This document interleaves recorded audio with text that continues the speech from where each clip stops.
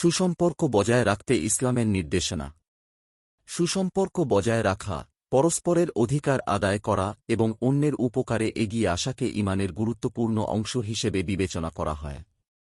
রাসূলুল্লাহ সাল্লাল্লাহু আলাইহি ওয়াসাল্লাম বলেছেন, মুমিনদের উদাহরণ তাদের পারস্পরিক ভালোবাসা, দয়ার্দ্রতা ও সহানুভূতির দিক থেকে একটি মানবদেহের ন্যায়। যখন তার একটি অঙ্গ আক্রান্ত হয় তখন তার সমস্ত দেহ ডেকে আনে তাপ ও অনিদ্রা। মুসলিম হাদিস ৬৪৮০। কিন্তু বর্তমান যুগের মানুষের চিত্র ভিন্ন। যত দিন যাচ্ছে মানুষ ততই অন্য রকম হয়ে যাচ্ছে। সম্পর্ক টিকিয়ে রাখা দিন দিন কঠিন হয়ে উঠছে। অনেক ক্ষেত্রে দেখা যায় যে দুই ব্যক্তির মধ্যে সম্পর্কের ফাটল ধরেছে, তারা প্রত্যেকেই নিজের অবস্থান থেকে নিজেকে সঠিক মনে করে। প্রত্যেকের বক্তব্য শুনলে মনে হয় তারা সম্পর্ক টিকিয়ে রাখতে সর্বোচ্চ ছাড় দিয়ে চেষ্টা করছে। কিন্তু বাস্তবে সম্পর্ক ভেঙে যাচ্ছে। তাদের মধ্য থেকে হারিয়ে যাচ্ছে পারস্পরিক সম্মান, সহনশীলতা ও আল্লাহভীতি। ইসলাম এই সমস্যার ভারসাম্যপূর্ণ কিছু সমাধান দিয়েছে। নিম্নে তার কয়েকটি তুলে ধরা হল। ন্যায়ের ওপর অটল থাকা। মানুষ সাধারণত নিজের দৃষ্টিভঙ্গিকেই সত্য মনে করে। নিজের কষ্ট বড় করে দেখে, কিন্তু অন্যের কষ্ট উপলব্ধি করে না। যার পেছনে মূল চালিকাশক্তি হিসেবে কাজ করে অহংকার, নিজের ভুল অস্বীকার করার প্রবণতা, দ্রুত রাগ করা ও অন্যের অবদানকে ছোট করে দেখা।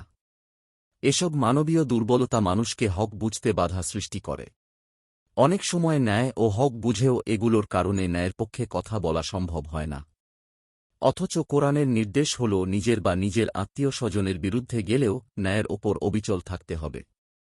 পবিত্র কোরআনে ইরশাদ হয়েছে, হে মুমিনরা, তোমরা ন্যায়ের ওপর সুপ্রতিষ্ঠিত থাকবে আল্লাহর জন্য সাক্ষীরূপে, যদিও তা তোমাদের নিজেদের কিংবা মা বাবার অথবা নিকটাত্মীয়দের বিরুদ্ধে হয়।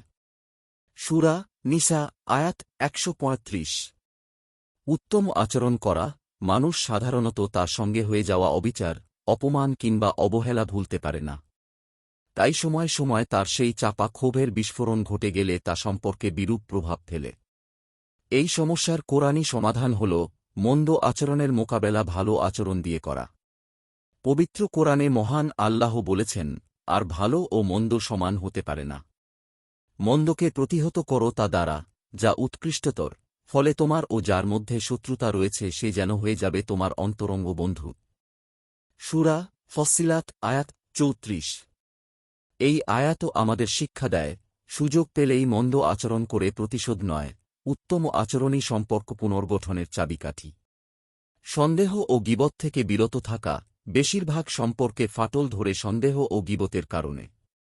শয়তান মানুষের মস্তিষ্কে তার প্রতিপক্ষের বিরুদ্ধে বিভিন্ন অলীক চিন্তার উদ্রেক ঘটায়। তার চলমান সংকট ও সমস্যাগুলোর পেছনে তার প্রতিপক্ষের হস্তক্ষেপ থাকার সন্দেহ তৈরি করে। ফলে সেও প্রতিশোধ না নিলেও প্রতিপক্ষের গীবত করে মনের কষ্ট নিবারণের চেষ্টা করে। অথচ অলীক চিন্তা ও অহেতুক সন্দেহ করা নিষিদ্ধ। পবিত্র কোরআনে মহান আল্লাহ বলেন, হে মুমিনরা, তোমরা অধিক অনুমান থেকে দূরে থাকো। নিশ্চয়ই কোনো অনুমান তো পাপ। সূরা হুজুরাত আয়াত ১২। রাগ নিয়ন্ত্রণ করা। অনেক সম্পর্ক ভেঙে যায় অতিরিক্ত রাগের কারণে। অথচ রাগের মধ্যে কোনো বীরত্ব নেই, বরং বীরত্ব হল আত্মনিয়ন্ত্রণের মধ্যে। বুখারী হাদিস ৬১১৪। কথা বন্ধ না করা। বেশিরভাগ সম্পর্ক শেষ হয় ভুল বোঝাবুঝি ও পরস্পর কথা বন্ধ করার কারণে। অথচ বাস্তবে খোঁজ নিলে দেখা যাবে, তারা যদি খোলামেলা আলোচনা করত, একে অপরকে বোঝার চেষ্টা করত, তাহলে তাদের শত্রুতা বন্ধুত্বে রূপ নিত। তারা কেউই কারও খারাপ চায়নি, শুধু দূরত্ব তাদের আলাদা করে রেখেছে।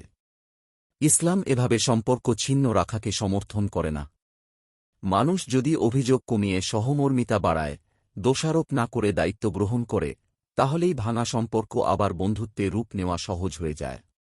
নিয়মিত ইসলামিক এবং স্বাস্থ্য বিষয়ক ভিডিও পেতে লাইক, কমেন্ট, ফলো এবং চ্যানেলটি সাবস্ক্রাইব করে পাশে থাকবেন। মহান আল্লাহ আপনাকে উত্তম যা দান করুক। আমিন।